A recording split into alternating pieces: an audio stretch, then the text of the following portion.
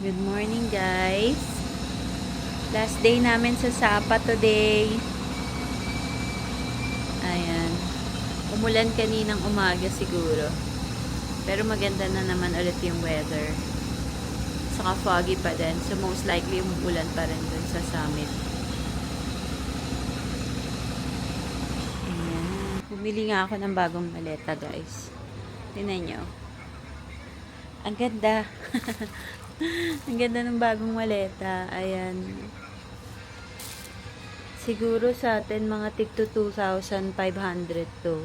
Ganyan. Sana matibay. Pero maganda siya. Meron siya dito. Lagay ng drink. Meron siya ditong ayan. May sabitan pa siya dito. Ayan. Tapos ganito na rin siya. Deluxe na din. Maganda naman siya. Nabili namin to ng, ang presyo niya dito is 946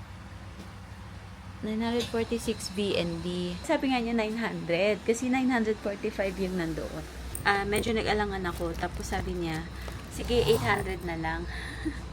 Sabi niya 800 BNB. Tapos sabi ko, okay. Sabi ko, what if 750? Nakipagtawaran. So 750. Tapos ayun, sabi niya, sige, okay, 750. Sa Ispudat pala, 700 sinabi ko. Pero okay na din. Kahapon, di ba, umakyat kami ng summit sa Fancy Pan. Umuulan. Pero nung time na nag-decide kami na umakyat ulit, umano na siya. Teka, isara natin to kasi maingay sa labas. So, nung umakyat kami sa summit, medyo humina na yung ulan. Pero, kailangan na namin bumaba din agad kasi nahirapan huminga si daddy, nahabol niya hininga niya. Magandang umakyat ng ganong oras. Like, anong oras pa kami umakyat? Siguro mga 1 p.m. 1 p.m. na kami umakyat sa summit. So, halos wala nang nakapila doon sa maliit na train, paakyat, tsaka pababa. Wala na rin tao sa summit, konti na lang. Pati sa cable car, actually, wala nang tao eh. Pagbaba namin doon sa parang pinaka food court nila hanggang doon sa cable car, wala nang tao. Kaya nga na-solo namin yung cable car eh. Hindi na ganun ka-crowded. Doon nga lang wala talagang view. Cloud cover talaga. So kahit uminto yung ulan nung nandun na kami, wala talaga. Hindi nagpakita ng view. Yung pagbaba, ayun, sobrang clear na. Bakit kami doon sa cable car, foggy. Sobrang foggy din. Tapos, nung balik na kami, pababa na, ayun, nag-clear na. So, nakita namin yung fields. Ang ganda. So, yun yung naging kapalit nung hindi namin pagkakaroon ng view sa summit. So, okay lang naman. It's a nice experience kahit hindi namin nakita yung summit. Nakakatawa pala kasi, nung time na nag-decide kami na umakyat na. Actually, na first time pa lang nung marami pang tao. Nag-decide kami aakyat na kami. Tapos, naka-raincoat ako. Tapos, naka-jacket ako na makapal. Tapos, umuulan. So, nung maakyat na kami na hagdan, hindi ko alam kung maskip ba yung damit ko o busog na busog ba ako dahil kumain kami. Pero parang ako nahihilo. Konting-konti lang naman. Tapos, parang, syempre, medyo hirap ko huminga. So, hindi ko alam kung mataba ba ako. Maskip ba yung damit ko? Busog ba ako? Ganun yung mga nafe-feel mo na parang nahihilo. Pero eventually, na-realize ko na baka dahil nga sa altitude sickness or dahil sa manipis na yung hangin doon sa taas. Tapos may constant reminder naman doon, actually, bago ka umakyat. Meron doon parang voice reminder na take it slow lang. Huwag kang, every 30 steps, magpahinga ka. And then try to enjoy the view muna, ganyan. Kumbaga, huwag mong madalin yung sarili mo kasi mahirapan ka talaga. Like, nakakapagod yung umakyat, tapos yung hangin parang kang kakapusin, gano'n. Tapos si daddy, nung una, hindi ako makarelate sa kanya kasi sabi niya, hinahabol daw niya talaga yung hininga niya. Like, parang hindi ko na siya makausap kasi hinahabol na niya yung hininga niya. Pero yung mga bata, wala problema. Tapos ako, yun nga, medyo na-feel ko lang yung medyo nahihilo lang ako ng konti. Pero paglagpas namin doon, like, nandun na kami sa parang temple, may temple doon parang okay na ako. Siguro nakapag-adjust na ako. Tapos nawala na yung hilo ko. Tapos si daddy ganun pa din, pero medyo hirap pa din siya. Hanggang sa sumakay na kami dun sa basta yung may maliit na train. Pumila na kami dun. Wala na siyang pila. Unlike nung unang punta namin, na grabe yung pila. As in, sobrang haba ng pila. Tapos kailangan mo maghintay kasi one train up, one train down lang din siya So, hintay lang kami dun. Pero nung pangalawang balik namin, umokay na. As in talagang pag-akit namin kami na agad yung sumakay or hinihintay na kami ng train. Pagdating naman sa summit, baba mo ng train, nasa summit ka na, hindi aakyat ka pa rin talaga ng hagdan. Pero unti na lang naman, siguro like mga less than 100 steps up pa ang kailangan. Tapos, every time na may nalalagpasan kaming step, papahinga muna kami doon. May mga upuan naman na pwede kayo magpahinga. So, upo muna kami doon, pahinga muna. Alam mo, habulin mo muna yung hininga mo kasi sobrang hingal mo talaga. Tapos yung summit nila, doon kami nagpumaysa sa may malaking Vietnam flag. Pero meron doon pa ding ibang spaces na pwedeng puntahan. Like may nakalagay Indochina Summit, ganyan. Hindi na namin napuntahan yun. Nagbumaba din kami agad. Pero nung pababa na kami, umano na yung ulan, ma-fog, mahangin. So parang basa pa din, kumbaga. May dala pa din siyang basang hangin, ganyan. Pero hindi na siya umuulan.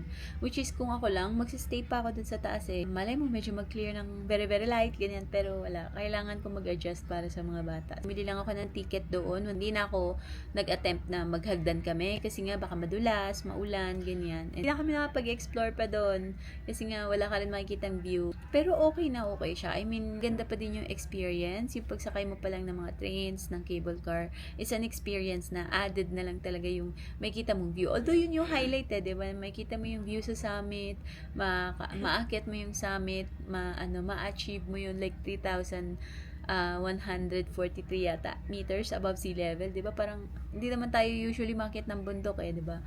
So, ayun, parang nakakatuwang experience din. Binili ko pala yung ticket namin sa Klook kahapon. Kahapon lang ako ng umaga nag-book bago kami pumunta ng Fancy Pan. So, hindi ako nag-pre-book. Chine-check ko pa yung weather kung ano yung mas, alam mo yun, mas okay. Alam ko namang maulan ready na ako. Hindi ko na-expect na aaraw o hindi ko na-expect na magkakaroon ng view. Alam ko na talaga maulan siya. Pa talaga ako nag-pre-book kasi nga, hindi ako makapag-decide kung Saturday ba kami pupunta or maybe Sunday pa kami pupunta, ganyan. Kasi wala kaming ibang option Either Saturday or Sunday lang kami pupunta. Yun lang yung kaya kong i-adjust sa itinerary.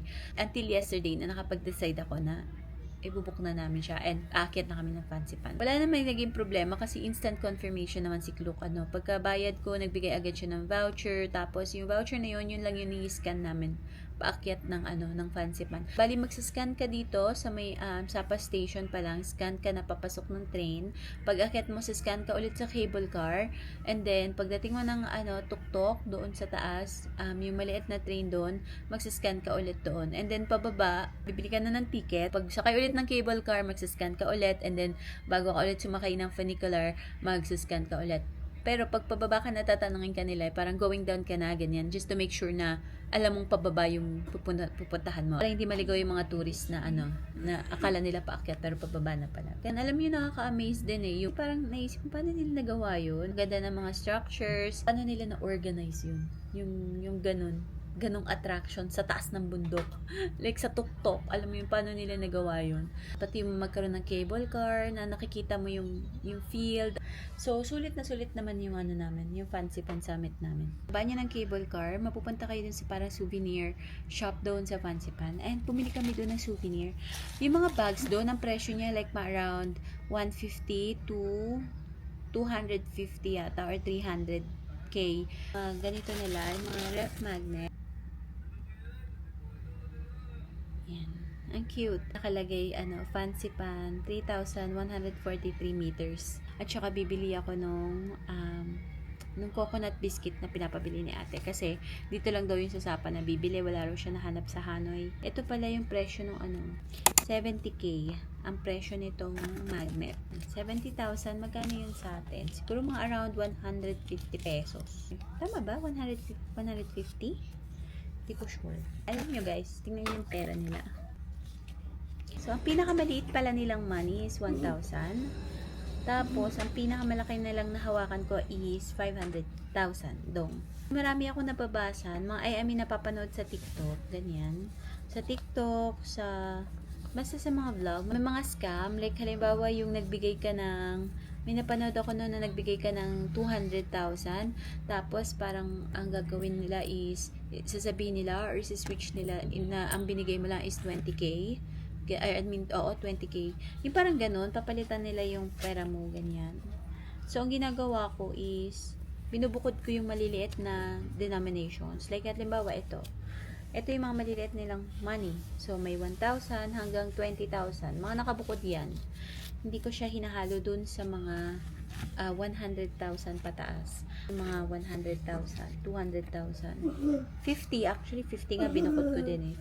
Mga nakabukod siya sa wallet. Para hindi ako nalilito kung ano yung inano ko sa kanila, binigay ko, at saka binibilang ko sa harapan nila. Kasi, sa totoo lang, malilito ka rin talaga. Like, minsan sinasabi sa akin, the price is 70, pero ang nabibigay ko pala 5,000 lang. 5,000 lang pala yun. Sabi, no, 70,000. Okay, wait. Kaya, huwag kayong malilito dito kasi nakakalito yung pera nila. Nakapunta na rin naman ako ng Taiwan, ng Singapore and Malaysia. Hindi nakakalito yung pera nila doon. Pero dito nakakalito talaga kasi ang daming zero. Okay, so kakain na kami. Kakain na lang muna kami, guys. Babalikan ko na lang kayo pag didiretso na kami ng Alpine Coaster. Ang alam ko is, may napanood ako sa TikTok na meron daw free shuttle kapag dito ka nabibili ng Alpine Coaster ticket. Kumbaga pag nag-walk-in ka. Hindi na ako nag-book sa Klook ng Alpine Coaster ticket. Mas mura daw pero ang habol ko kasi doon is yung free shuttle. Sayang din kasi mag-grab pa kami. Di pa kami nag-grab dito, guys, sa Sapa. Kasi nag-taxi lang pala kami, pero malapit lang naman yun, as in talagang kabilang kanto lang. Wala lang kasi kami mabook sa Grab that time, pero mura lang din naman, parang halos for parang ang hirap sabihin ng presyo ng pera nila, pero ano siya, sa Grab is 26,000 ang presyo, tas ang presyo sa amin ng taxi is 30,000. So, okay lang, di ba? Hindi steep yung difference. So, parang umokay na ako dun sa presyo ng taxi. Tingnan ko sa Grab kung magkano yung Alpine Coaster. Teka, tingnan ko. Tingnan natin sa Grab kung magkano. So, from dito, pupunta tayo ng Alpine Coaster. Hanapin natin. Tama ba to? Ang daming nalabas. So, madadaanan pala natin yung Moana Sapa. Ayan. Pero yung papuntang Alpine Coaster is 92K. 92.56. 92,560 dong ang presyo niya. So, pwede na, diba? 92. Parang 100. Magkano yung 100, Daddy? 200. Parang mga 200 pesos. Siguro. 100,000 dong is 200 pesos sa pera natin. 216 pesos sa Google. Magbe-breakfast na lang muna kami. Tara na, mag-breakfast na tayo, guys. Breakfast. Seafood and veggie. Fish bolognese. Shrimp chips. Banbaw. Salad. Dun sitan ka na kay kuya. Anong asukal? Wala. Salt lang. Milk lang. Wala asukal. Ito, may pancake oh. Pancake. Check out na kami, mga sis. Wala na tayo naiwan. Mga jacket na lang. At water bottle. Okay. Stroller natin. Okay na, wala tayo naiwan doon. Daddy, ano yun yung ano mo? Sa hair mo? Punta ulit kami ng Sun Plaza, guys. Nakpilis! Lakad lang mula hotel. Ito na yan, Sun Plaza. Ayan. Tapos, hahanapin lang natin yung pilihan ng ticket. Oh my gosh, nakakahingal. Bilihan ng ticket papuntang Alpine Coaster. Oh gosh. Pagod ako. Ito lang yun, guys. Oh. So, nakikita nyo yun sa dulo. Diyan na rin yung globe. Tapos, diyan na rin yung bilihan ng ticket. Sorry, nalingal ako. Okay. Maraming tao dyan, oh. Kasi yung Sun Plaza. Stone Church. Ayun, Stone Church. Doon sa may globe, Dad. Ayun, oh. May kulay green doon.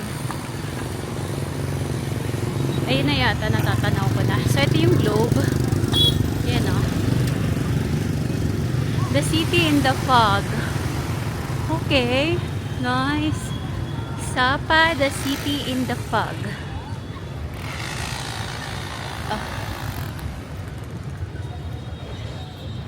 Wow, maaraw.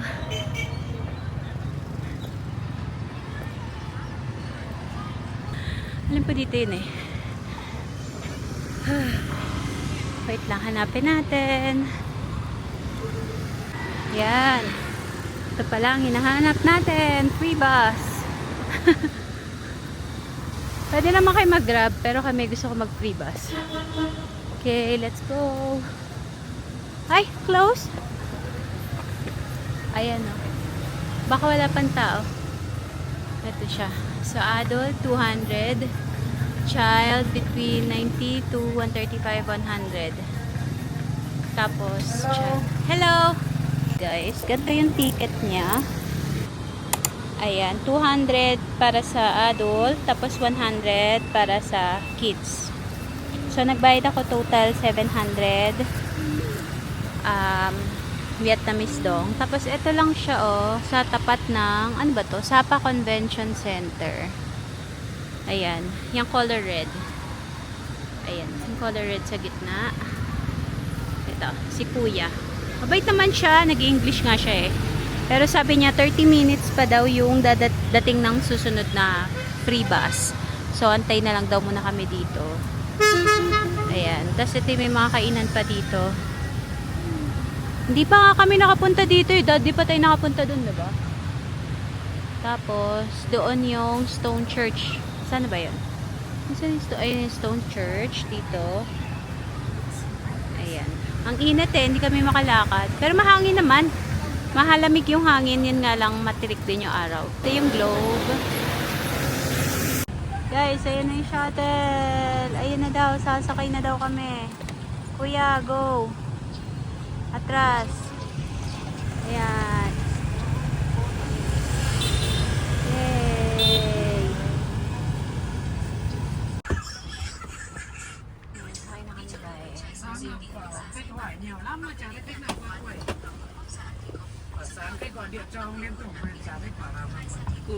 Naghihintay pa guys ng mga pang sasakay.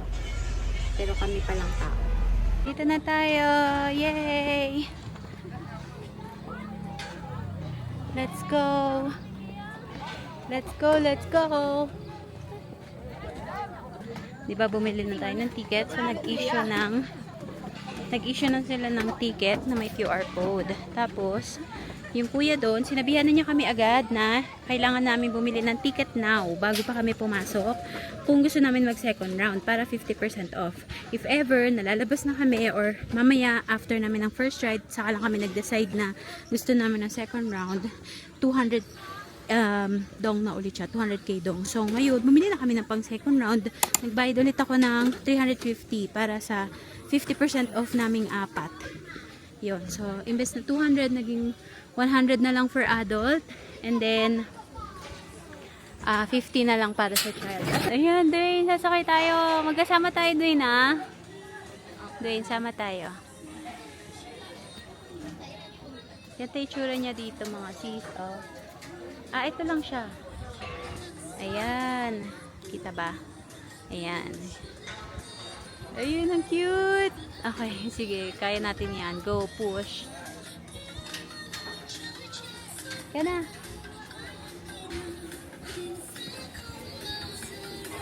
Ay, tayo na agad. Hala, tayo na agad. Oh my gosh. Oh my gosh. Okay, go. Medium. Whee! Oh my gosh. Oh my gosh. Faster. Go pa. Anak, baka mahulog yung cellphone ko na ko. Wait. Yay! Asan na kayo, B? Yay! Woo! Faster! Woo! Oh my God! Si Daddy! Alam, bilis nyo! Alam, bilis nyo! Oh my gosh! Nak, are you not having fun? You don't like this ride? Oh my God! Hala, napabilisan ko! Okay. Oh my gosh. Hello. Hello. Ang ingay ni Daddy. Oh my gosh, guys. Nakakaloka. Wait. Nabibilisan ko. Ay. Yung anak kong nonchalant. Oh my God! Yung anak mong nonchalant. Whee!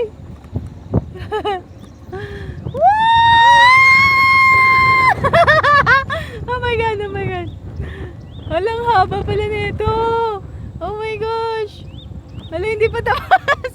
Pero ang ganda ng view. Oh man. Go faster. Woo! Wait. Ah! Wow! Oh my God. Yay! Oh my gosh. Ayun yung taas, guys. Oh my gosh. Hello. Oh my gosh. Ayun na, camera. Auto camera. Smiling. Wala. Let's go. Woo! Yay! Woo! Be! Yay! Guys, tignan niyo yung view. Ang ganda. Faster. Yay! Yay! Hala, ang bilis nang nasa likod ko. Woohoo!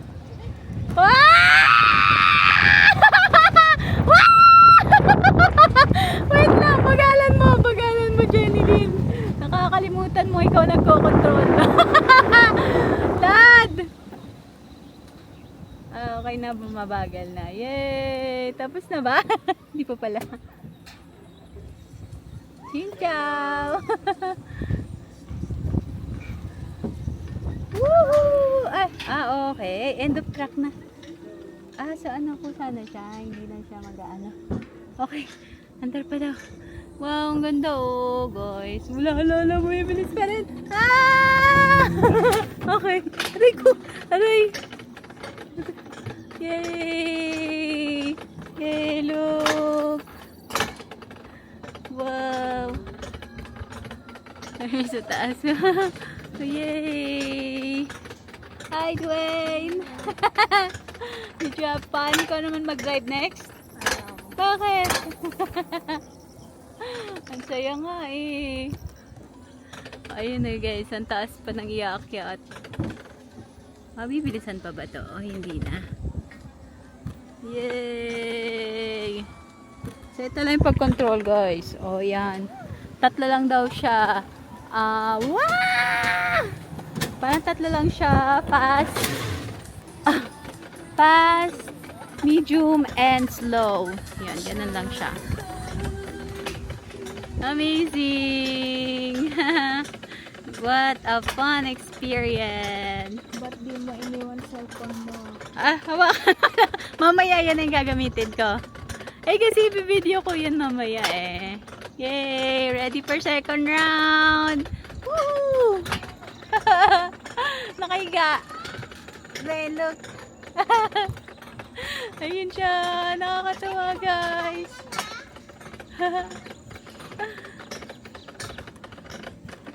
Yay! Matapos na. Tapos, ewan ko kung bababa pa. Bababa pa ba ulit na? Parang bababa pa yata. And then, pinicturean lang pala kami dun sa taas. Tapos, sabi ng kuya, pag nakita raw yung mukha namin, alam na daw agad na kami, na parang may second round pa kami, and bibigyan kami ng next round ticket. Ganun. So, check namin kung paano. End of track! Yay! Woo! Yay! Guys, nakabalik na kami ng Sapa Center. So, sumakay ulit kami dun, no, sa shuttle bus nila. Sinabihan lang kami ni Kuya na nasusunduin na niya kami na 11:30. So, pagdating ng, mabilis lang naman kami. Wala pa nga, parang mga 15 minutes lang kami max na nandun sa Alpine Coaster. Tapos, hinintay na lang namin si Kuya driver. Tapos, yun, sakto 11:30 naman, niready na niya yung kotse tapos bumalik na kami dito sa Sapa Center. Sinabi pa nga namin sa kanya na i-drop off niya kami sa hotel kasi akala namin dadaan sa hotel pero hindi pala. Tapos nung bababa na kami, tinanong niya kami, sabi niya kung magpapahatid pa. Sabi namin wag na, maglalakad na lang kami. Tsaka maghanap kasi kami ng kakainan. So ayan, nakabalik na kami dito sa center. Ay, may mga bilihan pala ng mga ano dito oh. Mga damit, souvenir items. Naghahanap lang kami ng makakainan. Ano to? Comlao. Fast food, milk tea. Ay, may milk tea dito. Ay, wow. May milk tea, dad. Ayan, bilihan ng mga parka. Alam nyo guys, sobrang mura ang mga parka dito.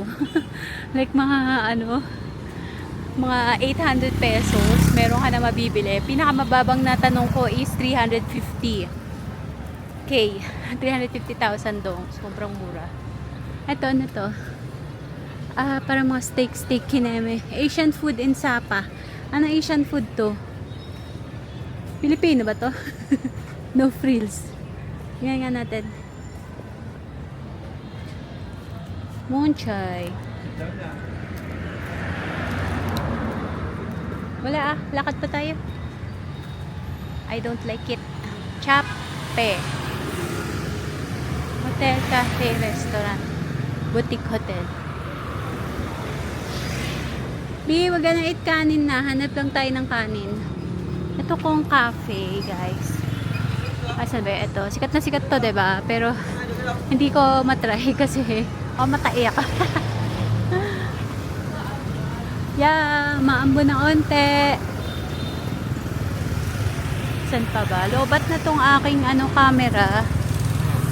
Ano meron dito, dad? Lugaw? Ay, lugaw ba to? Sige guys, maghanap muna kami ng aming kakainin. Guys, umupo kami dito sa isa sa mga restaurant. Ayun yung mga meals nila. Ayun, yung mga pagkain nila. Tsaka mga fries. Menu. Hindi yung noodles. Oh. Oh, hindi. Ay, may cafe. Oh. May cafe din pala sila. Ayan. So, kain muna kami dito, guys. Tapos, babalik kami ng hotel. Para pick upin na yung luggage. Guys, di ko pala na-video yung food namin. Ayan siya. Chicken siya. Tapos, may mga gulay sa gilid. Tapos, rice. Ganyan siya. Oh. Para siyang chicken porter. Pero, ang sarap niya, guys. Ang sarap, I swear. Ang sarap ng chicken. Ang sarap ng chicken niya eh. May ano siya, may sauce. Na para siyang toyo na sobrang daming pepper. Parang matamis na, parang siyang sweet and spicy. Pero grabe yung pagka-spicy. Merong mga sila talaga. Ang sarap niya. Yun nga lang spicy kasi. Ayan, yung kay daddy, soup. Sabaw yung order niya. Tapos na kami. Magkano babayaran natin dito? Wala. Okay, sige, halika na. Okay na ba kayo? Bill out ka na ba? Guys, namili kami ng mga pampasalubong dito. Ayan, dyan. Diyan kami bumili. Bumili kami ng coconut crackers. Na pinabibili ni ate. 55K dong. Tapos malaki na siya. Like 200 grams. 210 grams. So, pwede na. Nagulat nga ako na 55K eh. Kala ko mga around 100 plus. Kaya sabi ng manong 55K. Eh, 10 yung binili ko. So, sabi ko sa kanya, pwede bang 50 na lang? Sabi niya, no. Sabi niya, it's very cheap, 55K. So, okay. So, binayara ko na. Malay mo lang naman. Kaya, babalik na kami ng hotel. Asan na yung payong natin?